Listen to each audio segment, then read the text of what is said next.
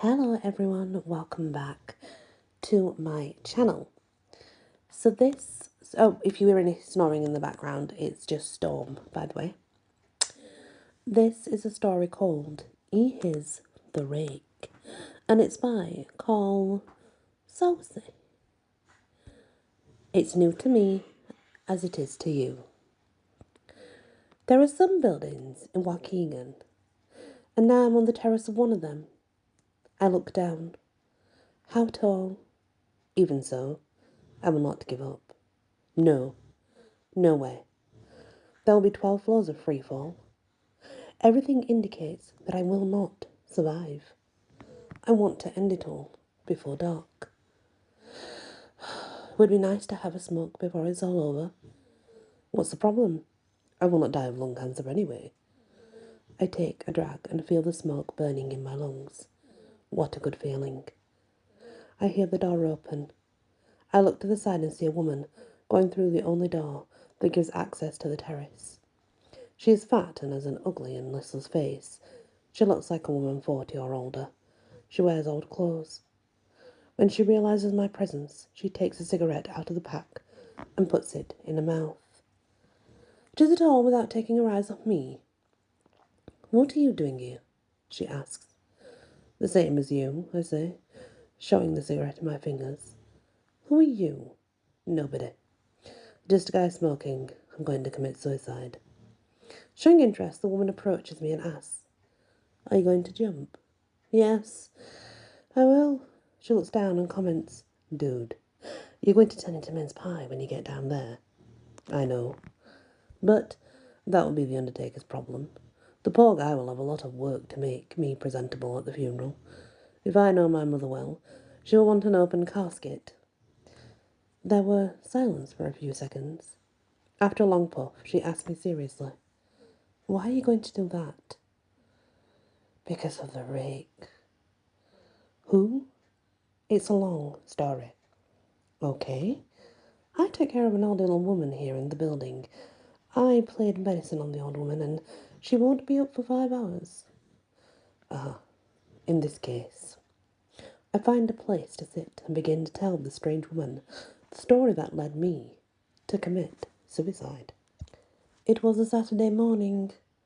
I woke up with the phone ringing. Since I was in bed, it was around 8 a.m. I thought about ignoring it, but the damn phone kept ringing. Hello, I answered. Son? I heard my mother's voice. A voice broke my heart. She was crying. What is it, Mother? Anderson, The woman burst into tears. Anderson was my older brother. He was 35 years old. He was working in Springfield. He'd been living there since last year. I used to hate my brother. Why? He was better than me at everything. Anderson also didn't. He used to miss an opportunity to humiliate me and say that I was a failure in life. Anderson was different from me. He didn't used to drink and smoke. Anderson was always studying and always wanted to get a better job to earn more money. He had a car of the year and was living alone in a nice apartment. And because of other things that I don't want to talk about now, I didn't use to die of love for my brother. What happened to Anderson? I asked my mother, already imagining that he would have finally gotten into some confusion and was no longer Mummy's beloved son. He's dead. What? They murdered Anderson. Honestly, I wasn't waiting, and I wasn't ready for that news. I felt a punch hit my stomach. At the same time, I remember that Anderson had called me the day before, but when I saw his name on my phone screen, I cancelled the call. I still got the message from him minutes later saying he had something important to say to me. I didn't care. What do you want to talk to me about? I asked myself. Very sad for ignoring my brother. My mother asked me to go to Springfield to recognise the body, so I went there. Until then, I'd never visited Anderson. He was living in a spacious, well-decorated apartment. In the living room, I saw a large LED TV, a PlayStation 4 stereo system, and a nice sofa. I went to the bedroom where the body was. When I entered, I counted 3 policemen. Everyone had a look of bewilderment. There was also a white-headed man who I thought was a detective because he was wearing a suit and tie. It was the man who asked me, "Are you related to the victim?" "I'm a brother." "What's your name?" "Terry Dodge." "Oh, okay, Terry. I'm Detective Goodwin, and that's Dr. Stecker." "The coroner," he said. "Please come over," said Dr. Stecker. As I approached, my pressure dropped when I saw the body on the bed covered in a sheet. It was a white sheet with bloodstains all over it. I think my pallor caught Dr. Stecker's attention because he asked me, "Are you okay?" I said yes, with the head. Then he asked me another question that I never, even in my worst nightmares, thought of hearing. "Are you ready to recognize your brother's body?" With my silence, the coroner lifted the sheet. The sheet discovered my brother's head. I couldn't recognize much. I knew it was my brother because of his grey eye, the only thing that seemed to have remained intact. It was as if my brother had been in a violent car accident. I put my hand over my mouth to hold the gulp and walked away. "Do you want to see the rest of the body?" said the coroner. "No, thanks." "Do you recognise that as your brother?" "Yes, I do." "What's his full name?" "Anderson Dodge." I went to the window and breathed fresh air. Then I turned to Detective Goodwin and asked, "Do you have any idea who might have done this to my brother?" "We're working on it," said the detective, scratching his head. "Your brother's not received any visitors, according to the porter. We already looked at the security camera in the hall. No one entered your brother's apartment." "It looks like a very strange case," I said. "It looks like the killer used a sharp knife to kill his brother. And tell you the truth, it looks more like 10 butchers' knives were used to kill your brother. Does your brother have any enemies?" "Not that I know." "Do you know if he had problems with anyone? Was he in trouble?" "No." The detective tapped me on the back and said, "Don't worry, son. We'll do our best to find the bastard who did this." "Thanks." The detective left me and went to talk to the coroner. Before leaving the room, I saw a table against the corner of the wall. A photo on the table caught my attention. It was an old photo, in which Anderson and I were playing in the playground. I took the photo and went back in time. I went back to a time when my brother and I were children and true friends. On the table I noticed a notebook. It was small, a simple notebook. I did a quick read and noticed that it was my brother's diary. I don't know why, but I snatched that notebook up. Something inside me wanted to allow my brother's intimate exposed to the police. Well, I didn't want that happening. I took the notebook and sneaked out when I heard the detective's harsh voice. "Hey!" I turned to him with a feeling of, haven't been caught. He approached me and held out a card. "If you hear anything relevant about your brother's murder, call me." "Okay." I put the card in my pocket. The fat woman asked me, "Did the police find out who killed your brother?" "No. The police didn't find out who killed Anderson. But I know who the killer is." "And why didn't you tell the police?" "Because this is the only evidence I have against the killer." Saying that, I take Anderson's diary out of my pocket. I read my brother's diary. In the last days of his life, he hints at who may have been his killer. I'm going to read to you what my brother wrote in his last days. Then you tell me if the cops would take Anderson's testimony seriously. I opened the notebook on the April 21st, and I started reading to her. "Today, something funny happened. I say funny, not to say scary. When I woke up and got up from the bed, I noticed blood marks on the floor of my room. It weren't really marks, but drops of blood.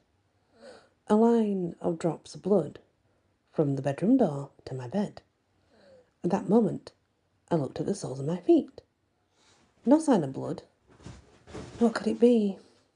I confess that today I couldn't even concentrate at work, just thinking about those drops of blood. This is very strange. If the day started strange for me, it ended better than I could have expected. I took Susan out on a date. We talked a lot. It is difficult to find a woman who has affairs to chat with. I love smart women with whom I can exchange ideas. Susan delighted me. She's very beautiful. April 22nd. First, the drops of blood. Now earlier today, when I got up, I noticed a puddle of saliva at the foot of my bed. Yeah, saliva. It was slimy, disgusting liquid. By God, that was not saliva of a human. I looked under the bed. I searched every room in my apartment. I searched every corner wanting to find... Find what? In my mind, there must be a dog, cat, or whatever animal that's hiding in my apartment. I took advantage of it Saturday and took Susan to the cinema. We watched Logan. When Susan rested her head on my shoulder, I stroked her hair and felt my heart beat faster. Am I falling in love? I just know that I look forward to seeing Susan every minute. I asked her out tomorrow, but she refused. I regretted asking her out. I have to go more slowly. At least, I didn't force her to make the next appointment. We stayed to talk during the week. The best thing would be to wait for her to call. I must wait for her to miss me. I think that's what I'm going to do. April 23rd. Before going to bed last night, I checked every window in my apartment. All were very well closed. I checked the front doors and the balcony door. No way for anyone to get in here. I looked under the bed and checked the closet. I was completely alone and isolated in my room. I woke up during the night and felt something brushing my legs, as if someone was sitting at the edge of the bed. Everything was dark. I tried to get up, but I couldn't. Something touched my throat. Something sharp. I thought it was a blade. If I did the least bit of movement, I was sure that this blade would tear through my throat. A hidden force immobilized me. The cold touch of that blade went down my throat, and I could feel it lightly scratching my skin. It passed over my chest and went to the middle of my belly. It was like someone was smoothing a knife point into my body. I opened my mouth to scream, but no sound came out of my throat. Not even a groan. The tip of the blade went to my chin and began to smooth the skin on my face. In that instant, I felt a hot breath, a rotten smell. And if there was carrion on top of me, it was that I had heard a dry voice, a voice that was not human, saying, Rake, Rake, Rake. After hearing this, I blacked out. I just woke up this morning. I thought everything that happened was a nightmare, a terrible nightmare. My head was wet with sweat. My room was still dark because of the closed shutter. I was afraid to open it. I was afraid to light up my room. I was afraid to see drops of blood on the floor.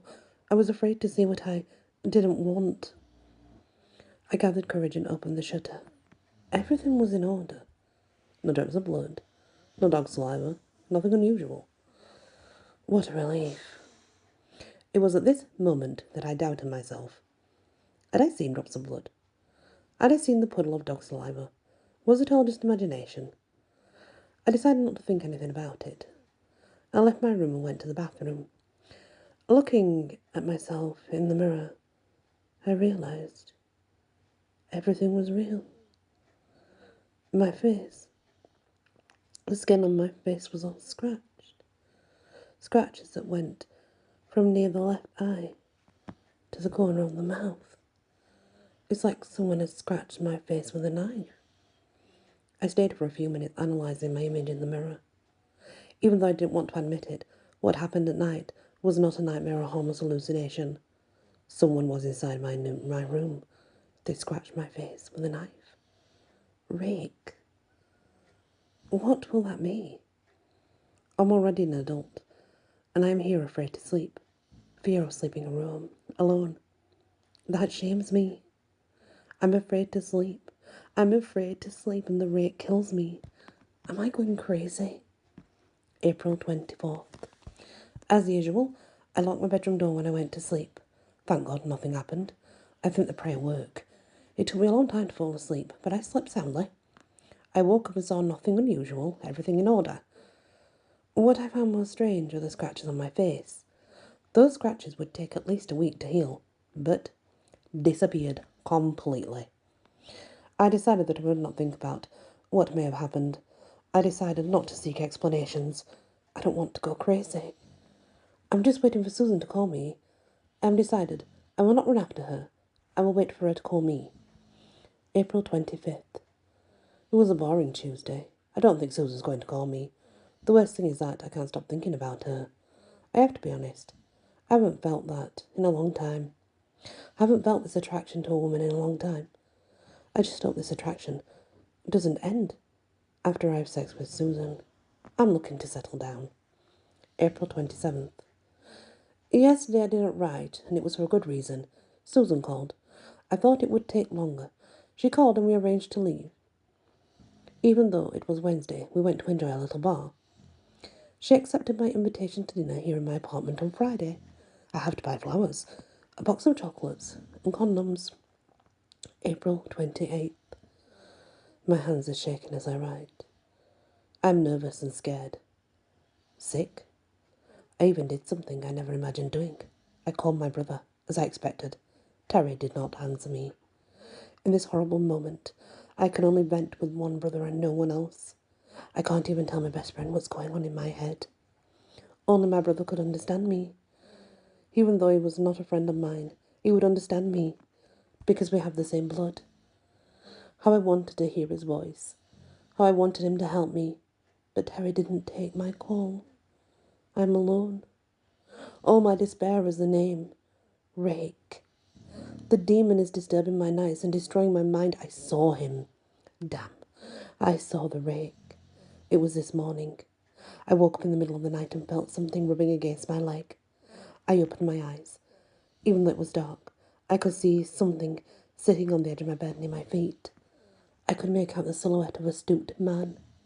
At the same moment, I switched on the lamp on the nightstand. What was it that I saw? I wanted to run, do anything, but the fear immobilized me from head to toe. The figure sitting on the edge of my bed was neither a man nor an animal. His body was deformed and crooked. His skin was wrinkled and scarred, yellowed skin and the colour of spoiled meat.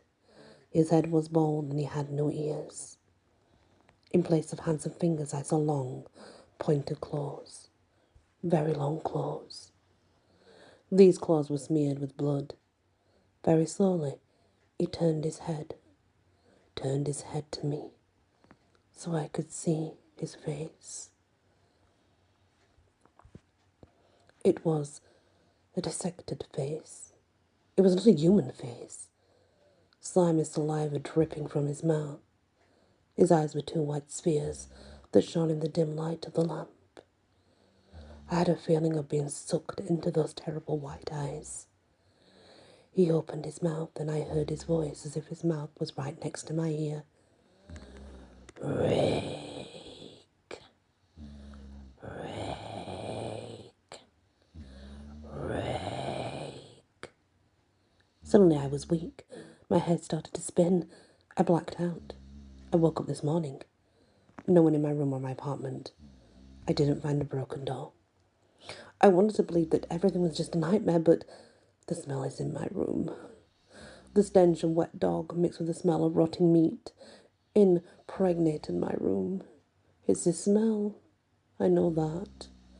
It's the smell of the rake. I didn't go to work. I didn't want anyone to notice my nervousness. I wanted to be alone and isolated so that no one could have called me crazy. I called Susan and I cancelled our meeting. I don't know what to do. I don't know who to ask for help. Why are these things happening to me? Why is the rake after me? What did I do? I don't know if I can sleep anymore. I need to stay awake and watchful. I know the rake will kill me while I'm sleeping. That was the last entry in Anderson's diary, I say, and I close a small notebook. He was found dead on April the 29th. So what do you think about this? The fat woman looks at me indifferently. It all looks like that a madman writing it, maybe, she replies. You're right. Nothing seems to make much sense. And you're going to jump out of this building because this rake guy killed your brother? Asks the fat woman, while she smokes a cheap cigarette. I shake my head negative. Don't you see my eyes? I see. I haven't slept in 4 days. Why? Because of the rake. Do you also see otherworldly creatures coming in your room? I also thought my brother had gone crazy. Rake. What the hell was that? I didn't give much credit. Nor did I call Detective Goodwin to report Anderson's diary. I put this thing aside for months until last week. I stopped talking and take a deep breath. Oh, I get up and go to the railing. I keep my back to the fat woman and continue. I woke up to go to the bathroom and saw the rake sitting in the edge of my bed. It was the same way my brother describes it in his diary.